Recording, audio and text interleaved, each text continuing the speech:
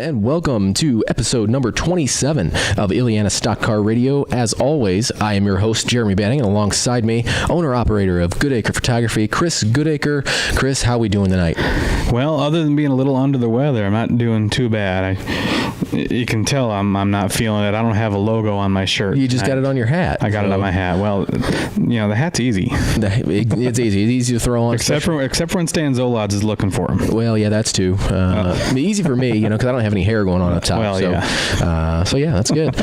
So, as everyone's probably seen, we've had a little bit of a family theme going on to start the season. A little bit, yes. So a couple father-son duos. We're breaking the rule, but bending. We're bending the rules. We are bending the rules just a little bit this week. I'm curious how long we can keep this family thing up. We can keep it going quite a while, I think. But it's almost a challenge at this point, I think. Well, yeah, given who we've got coming on, not tonight's recording, but next week. Next time, we're going to have to twist some arms to get some family going there. Right. So, so that's what we got going on. We're going to continue the family theme. We're going to cheat just a little bit. It's kind of a brother duo. Yeah, it works. Yeah, exactly. So everybody knows NASCAR's in full swing. Daytona and Atlanta. Did that start already? That started. So that's going. It's in full swing. So that's kind of the connection this week. You've heard his brother on the show several times, repeatedly, and he will be on next week. But tonight we've got kind of a special guest. I get to live vicariously through him just a little bit. Don't you do that a lot anyway? Yes, I do. Live vicariously through our guests. I do. So we've got a NASCAR Garage area veteran, member of the 2019 Daytona 500 winning Joe Gibbs Racing number 11 FedEx team. Like I said, brother of our frequent flyer here, Tony Eldridge. It's Scott Eldridge, and we're going to go ahead and give him a call. And cross our fingers and hope this works. Yeah, exactly. Hopefully he didn't give us a bum number or anything. So let's see what we got going on.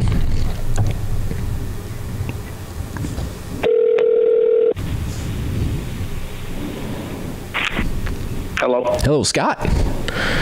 Yeah, this is Jeremy and Chris with the Illiana Stock Car Radio. How are you? Not too bad. Yourself? Oh, I can't complain. Just Tuesday night in February, so. Well, thanks for taking a little bit of time to talk to us. I know you guys are thrashing it a car ready to ship it out to Vegas, so thanks for squeezing us into your schedule. No problem. All right. So, like I said, you guys are prepping for the West Coast swing. So I kind of want to start at the beginning with you. Obviously, we know Tony, and we've had him on our show quite well, and we've kind of been able to see some of your stuff from a distance of him, posting it on social media and sharing it and whatnot. Yeah, I think I really got to know the back of Scott's head. So let's kind of, we like to kind of start from the beginning and kind of work chronologically here. How did you get started in racing? Just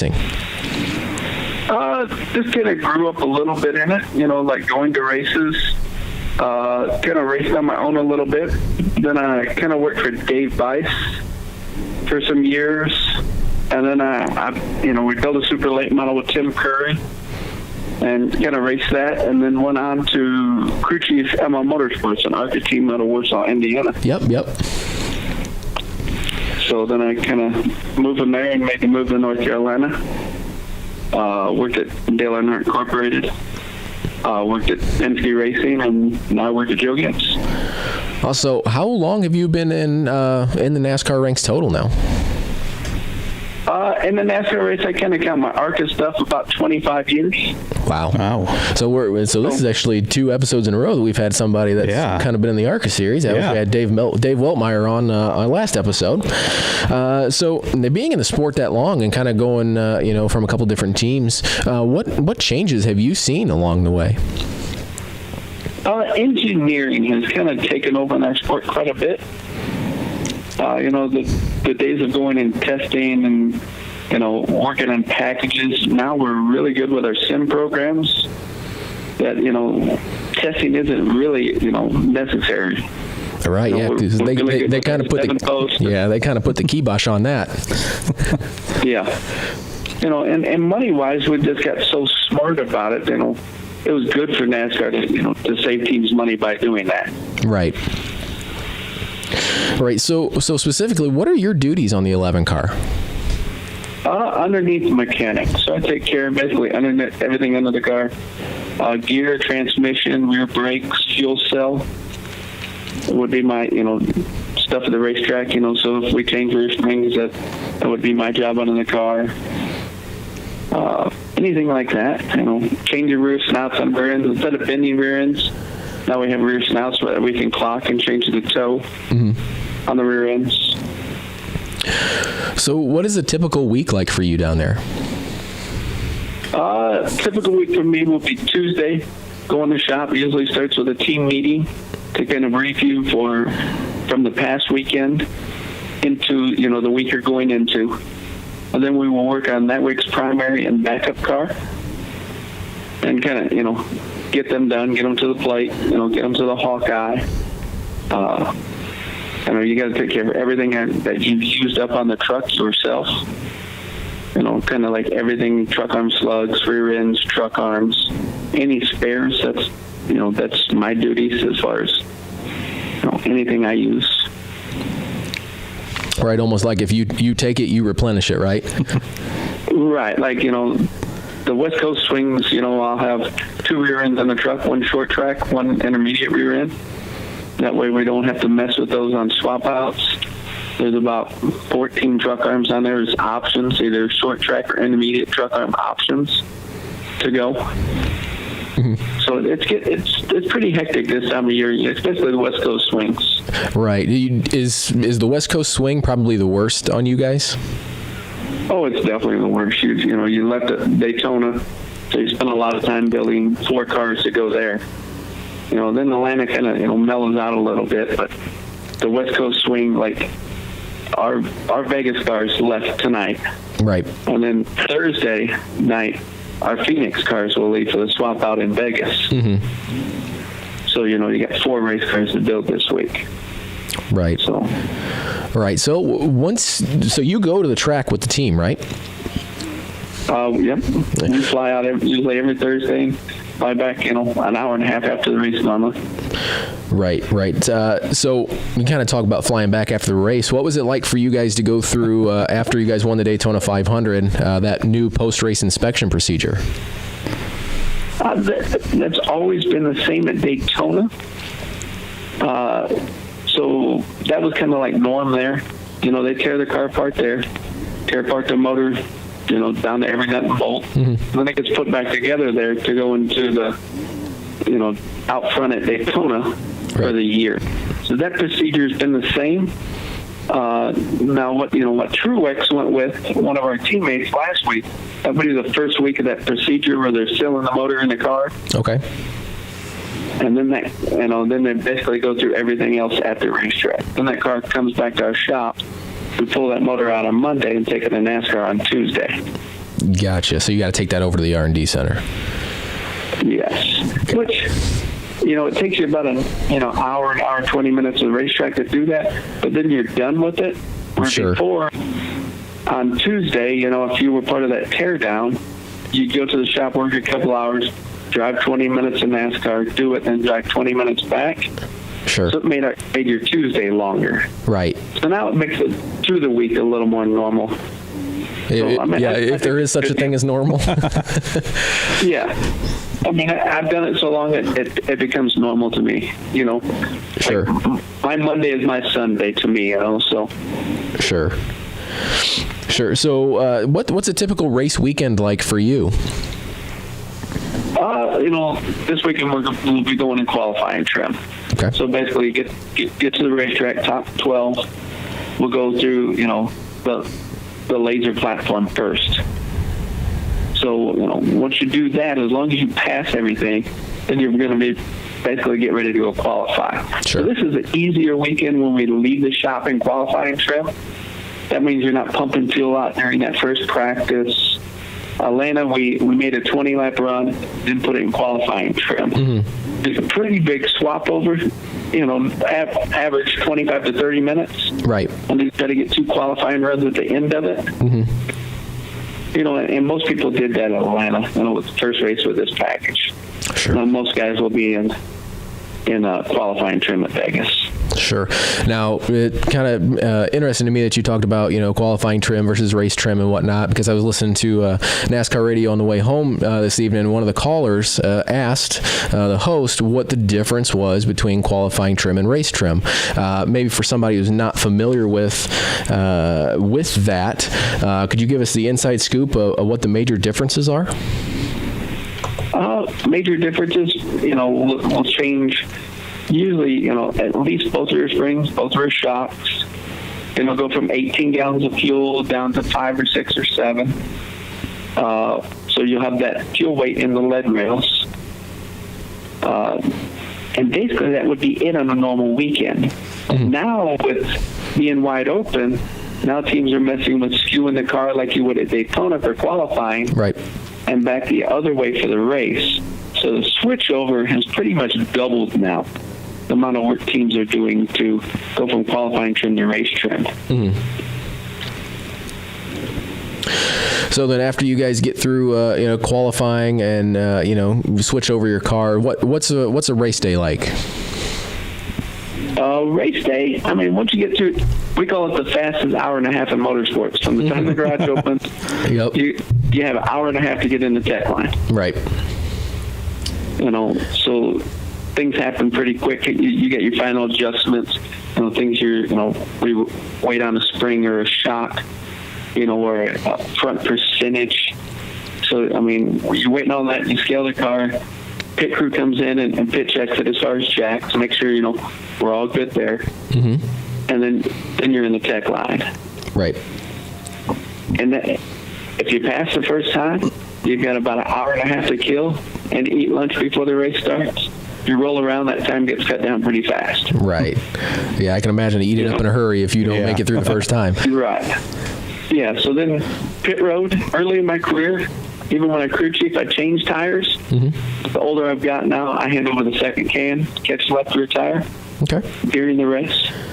So with the roster limits they put in place 2 years ago, everybody that goes has a job now during the pit stop. Where before, you brought 4 extra backup guys in case somebody got hurt on the pit stop. So a lot of them did jobs during the pits. Now you don't have that. Right, which it's kind of crazy. The last couple of weeks, we've seen people get hurt on pit road. Oh, yeah. So it's got pretty tight, So it is good and bad for the sport because, what would happen is the chase would start and we'd all take 15 extra guys to the racetrack with us. Right. At Joe Gibbs, we're pretty fortunate we had them seats on our planes to do that. Sure. Other teams didn't, so they were renting seats on other people's planes. So, the cost would go up in a hurry. So it's good and bad with it. Right.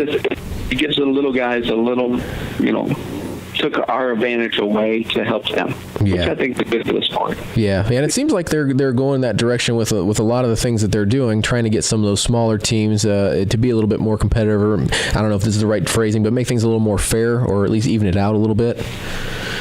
Yeah, unfortunately, a guy like Kyle Busch that doesn't mind a loose race car, and Kevin Harvick, they took some of the skill set out of it, mm-hmm. And brought the playing field back the other way. Right. Which is, is good and bad. But I think our sport needed that. Mm-hmm. To see the Chris Buschers and the Ryan Tracy's run really, really good this weekend at Atlanta. Yeah, which was really, really nice to see. Right. I think it's good for the sport. Sure. Both of them cars, should have been top 10 cars. And Ryan got on the wreck on pit road, so.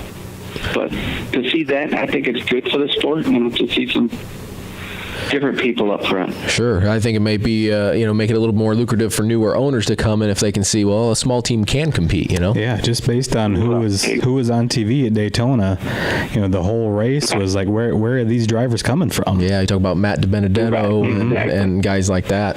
Right. Yeah, go ahead. That's a Joe Gibbs car with Matt, and that's good to see. That was a car that was a year old from our shop and ran very well. Yeah, very well. It's kind of a shame that it got torn up. Yeah. So, like you said, you can bring in some new owners that way. Right. The other way, you were never going to bring them in.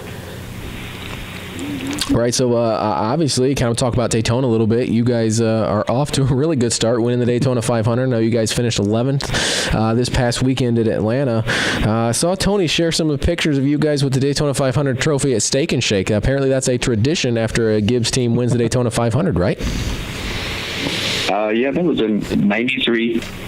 Joe and JD, they went to Steak and Shake, which is one of the very few places that are open at that time. Right. Yep. So, this will be the third time they've done it. My first time with Gibbs doing it, and it's just tradition to them, and that's something, with Coach Gibbs, that he believes in that, so that's something they will always do. He's very set in his ways with things, and which is good. He's a very good person to be around. I've been pretty fortunate in my Cup career, to work for Roger Penske and then, Joe Gibbs. Yeah. Probably one of the best owners in the sport. Yeah. My wife and I were fortunate enough to go down to North Carolina a couple years ago, and we did all the shop tours, and I think probably two about the nicest shops were Penske and Gibbs. So it was very kind of cool to see it, and I can imagine if, they keep their race shops a certain way, they kind of keep their teams a certain way as well. Right. So looking back on your career so far, do you have one moment that maybe sticks out above any other as like a highlight for you? I've won a lot of places. With Dave, we won both mile dirt tracks in Illinois. Mm-hmm. We decided one weekend we wasn't going to go anywhere, and decided we'd go to DuQuoin and go to the dirt mile and won. Then we went to Springfield 3 weeks later and won. We won with a V6 and a modified at Eldridge with Dave. I've won a lot of Cup races at lots of different racetracks, but probably my favorite race I've won was with Brian Ross at Winchester for the 400. Oh, yeah. That's a big one. I've known Brian forever. And growing up in Indiana, that was always a huge deal. Mm-hmm. So we put a lot of parts off my super late model into his car, including the motor, and went there and won that race. That's probably the highlight to me. Sure. I've won a lot of Cup races, but with Brian, winning there was pretty special. Sure. Like you said, when you think in racing Indiana, bigger places, Winchester and Anderson are probably, probably about the two biggest ones.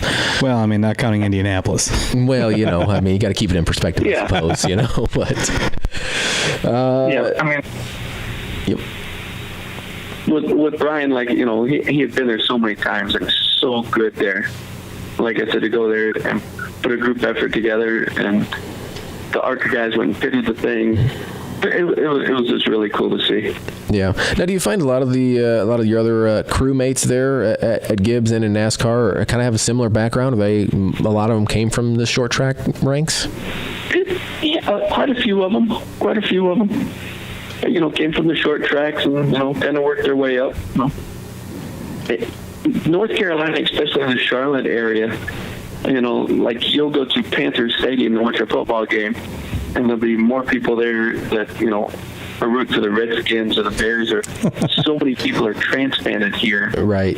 That, and racing is definitely that way. There's a lot of people from all around the country here working on race cars. So that part of it's cool, to see a new guy come in and see what his background was.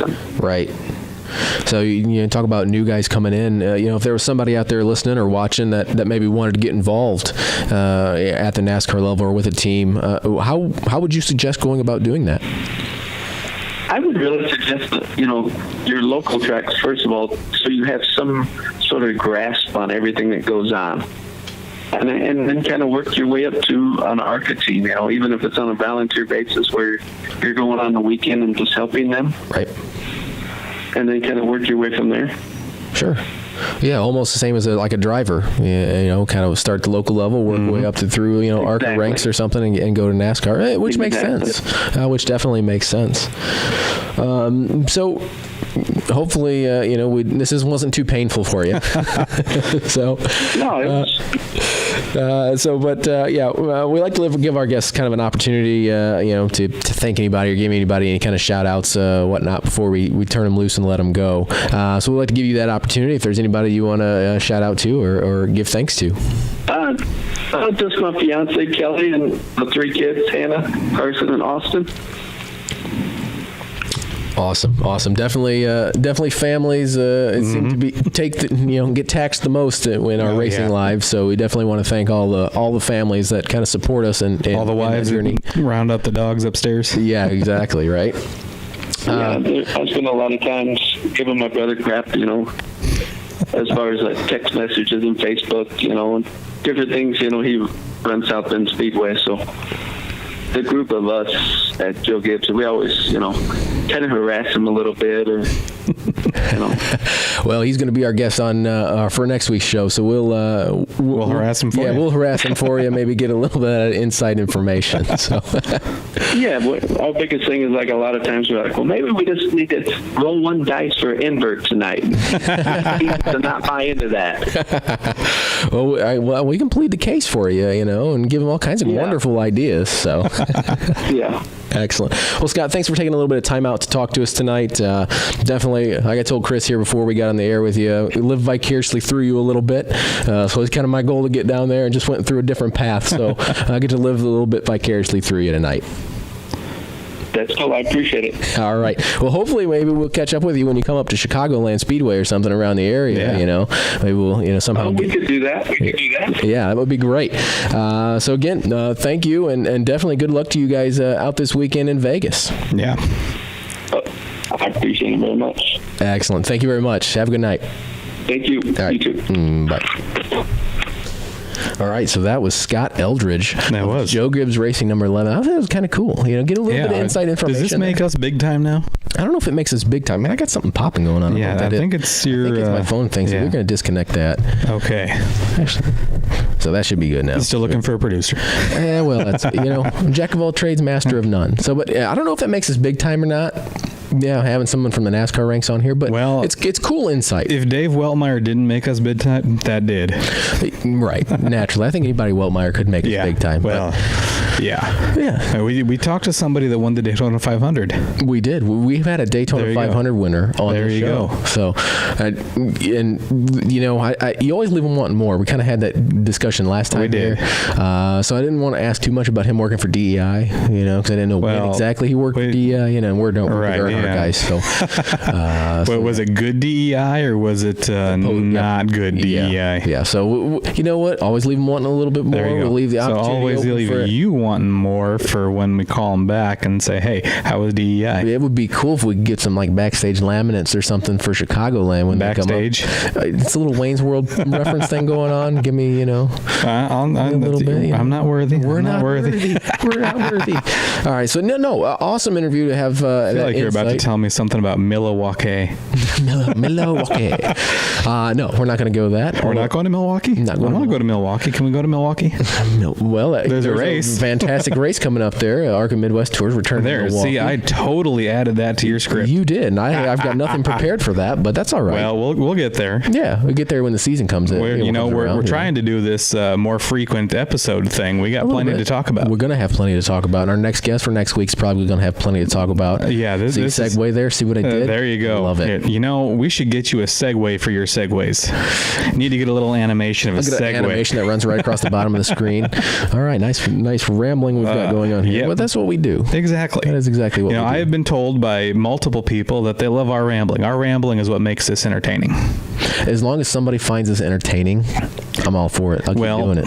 I have also been told by people that I am not dating and you are not married to that they enjoy our ramblings. So it works for me. So I think third party entertaining is good. I'm good for it. Hi, Ricky. That's good. But back to Scott just a little bit. I thought it's good insight, especially like I said to him, somebody on the way home listening to Sirius NASCAR radio, they asked, what the difference between qualifying trim and race trim is. So it's good to have that insight. Right. And, he kind of touched on it. I I don't know. I'm weird. Yes, you are. Thanks. No problem. I've always been kind of fascinated by not necessarily. I mean, I'm fascinated by the cars going around in circles, but I've also been kind of fascinated about how you get the car to go around in circles. So like their Western Swing, that is a long ass drive. So I was always curious how. Because going from North Carolina to Vegas to North Carolina to Phoenix to North Carolina to California, that's a lot of driving. So, so it makes a lot of sense that they meet up halfway or take cars out and meet at the track. And just that insight, that normal fans may not get access to. Right. It's good to have that contact in the back pocket. Because I feel like, and don't get me wrong, the networks do a pretty good job, but there is a lot that happens between Sunday and Friday that you don't really get any sort of insight into. Right. To me, that's the fascinating stuff. Racing is a full-time job somehow. Yeah. And obviously, like I said, Tony's shared some of Scott's stuff via social media, and we didn't really know all of Scott's involvement. No, I mean, like I said, all I've ever seen of Scott is the back of his head from Tony posting pictures from behind the line on pit road. Yeah. So when he's messaging us back and forth trying to get this coordinated, and he's measuring a car up and getting that stuff ready, it's like, whoa, okay, we've got more going on here than maybe what meets the eye. We're on Tuesday and they're sending cars out. Yeah, exactly. So it's just cool to get that insight. Cool to really have an industry insight to know that they put a lot of hours into this, and there's a lot that goes into it, more than just them rolling a car off a truck and going out and practicing and qualifying and racing and everything else. So really cool. Yeah. Hopefully we can have him back. Like I said, hopefully maybe meet up with him when they're in Chicago or something. We can go Facebook Live again. Something, yeah. We'll go Facebook Live from the track. That would be cool. Try that anyway. Yeah, that would be cool. Of course, we'd have to figure out a way to get in the good areas in Chicago. Man, if only we knew somebody that knew somebody. I'll let you work on that one. I was thinking maybe the guy we just talked to, or the guy who we're going to be, talking to. So let's get to a little bit of other news. We got a little bit of other news kind of coming through. Yeah, there's more to the script. Yeah, there's a little bit more to the script. We're going to stay on the NASCAR theme just for a couple more minutes. I'm not sure if you saw, but fanschoice.tv.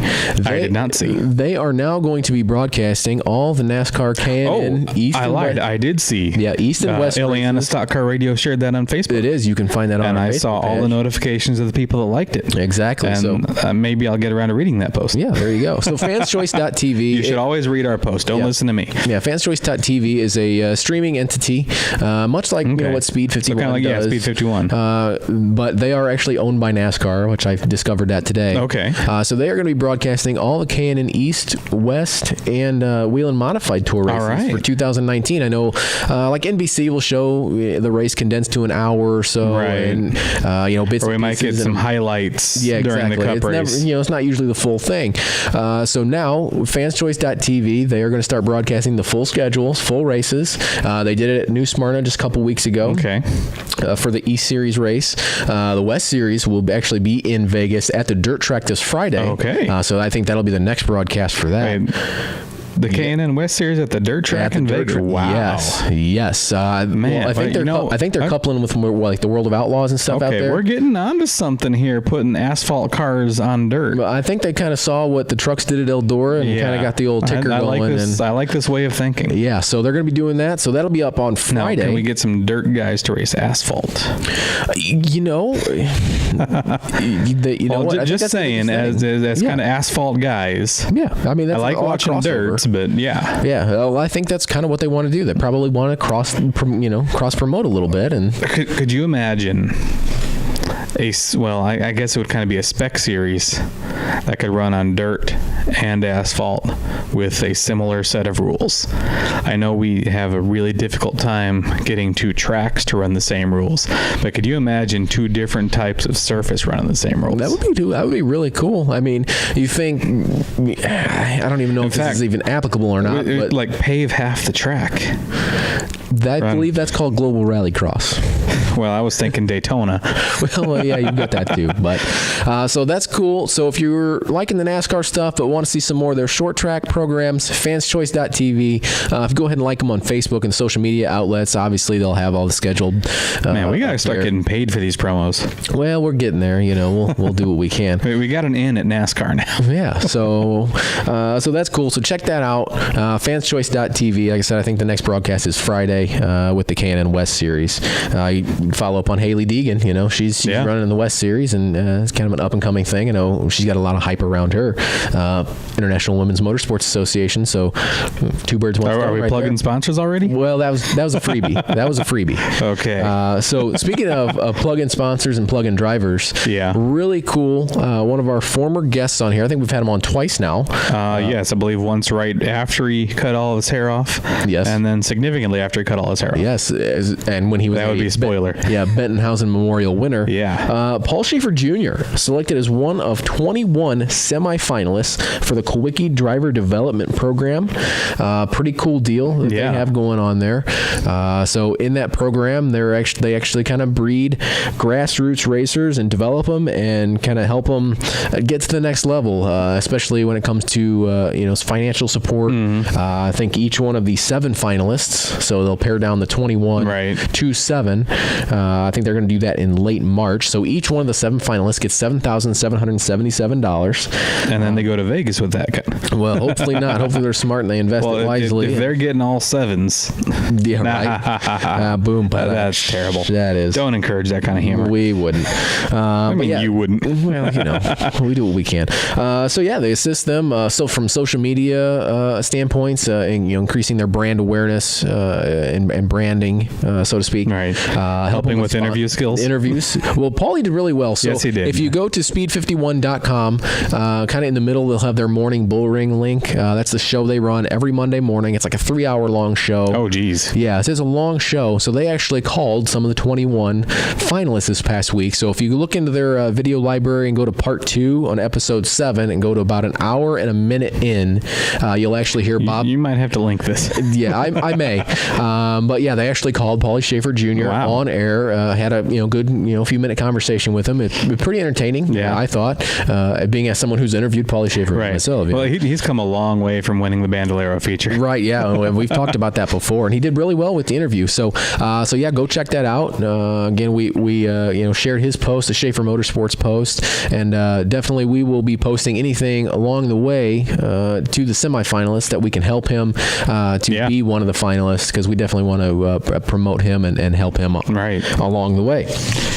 So, speaking of sponsors, we're not front and back. Not front and back this time. Speaking of sponsors, obviously, let's talk about some of ours. Let's talk about them. Yeah, let's get them out there. So, Damn It Race Videos. Damn it. He was honored at the South Bend Motor Speedway banquet not too long ago. Got a nice award there. It was kind of funny because I didn't know he was going to get honored, but when they started talking about the award they were giving out, I kind of put 2 and 2 together. So I just turned and I watched him, and I'm not going to say he wasn't paying attention, but he was very surprised when they called his name.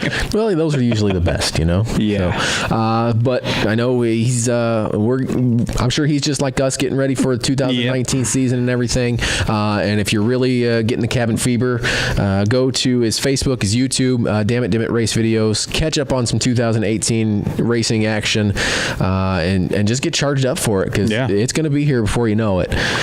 So make sure you're up to date. Talking about being up to date and getting ready for the 2019 season. S4 Motorsports Marketing.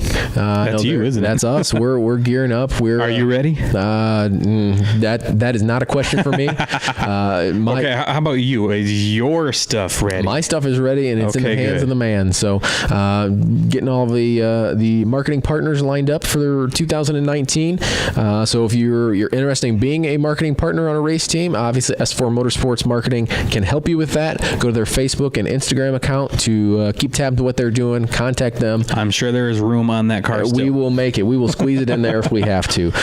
Next company, Goodacre Photography. Oh, who's that? Who's that guy? It's me. Yeah, Facebook, Instagram, GoodacrePhotography.com. Anything new going on? You can. Not quite yet. We're still in the crap. It's almost March. I should have been doing. it goes around on Facebook every once in a while. The real March Madness is thrashing for 3 weeks to do 4 months of work for a race that you knew 6 months ago. Yeah, exactly. So that's where I'm at. And that is truer than any other racing meme or phrase I have ever seen. It is the truth. Next partner, International Women's Motorsports Association, IWMA Nation. Them. Yeah, IWMANation.com, Facebook and Instagram. Check them out and see what they're doing. I know they do a podcast on there as well. They do. Focusing on the women in motorsports and some great content over there. So go check them out. And then also Left Turn Graphics. They've got some new stuff going on over there. They do. Our next week guest, Tony Eldridge, did a Facebook Live and we need to get him promoting us. Well, he does, and we're gonna. I know, but we need to get him to be like our hype guy. he's gonna go from promoter to hype guy. That's what he's gonna do. But yeah, they got some new sublimation stuff going on over there, so they can do mugs and keychains and license plates. So just adding to the repertoire of stuff that they do, from race vehicle graphics to hats and T-shirts and whatnot. Obviously, they still got their sponsor program stuff going on. Mm-hmm. So check them out, Left Turn Graphics on Facebook, for all their current specials and all the good things they do, and contact them today, and they will hook you up getting your race car lettered and ready to go for 2019. So I think that's going to do it for this episode. I think so. So this episode is in the books. If you're watching this on YouTube, well, it's not in the books. We recorded it digitally.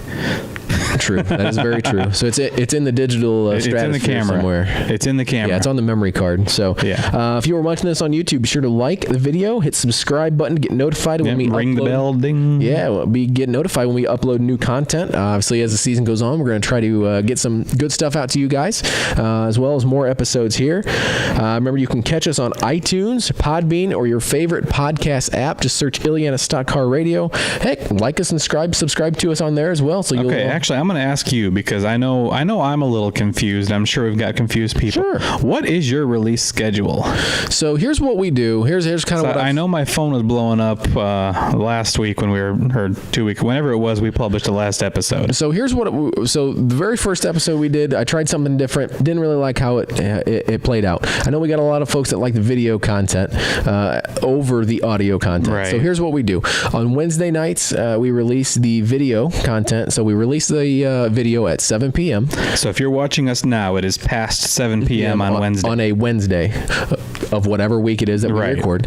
And then the following morning, usually about 7 or 8 a.m., is when I try to post the audio. Okay. So, and I know you share those links on everything we've got. Links get shared. We've got a post pinned to our Facebook timeline that says the location to find all of our stuff. So if you're confused if we posted anything new or not, hit the links and just see if there's something you haven't listened to or seen yet. And even if you have listened to or seen it, watch it again. Yeah, pad our numbers. We love inflating our numbers. So we're all about it. So listen to it again. Shameless us promotion. Yeah, exactly. It's self-promotion. Well, yeah, I know, but if they're promoting us, it's us. Yeah. I guess if they're watching us, just watch us. We like that. Yeah, exactly. Helps us out. Yes. And maybe one day YouTube will monetize our videos and we can make money doing this. The only way we can do that is if we get you guys to like, subscribe, and watch the hell out of our videos. So I know I have it on like constantly. It's background noise.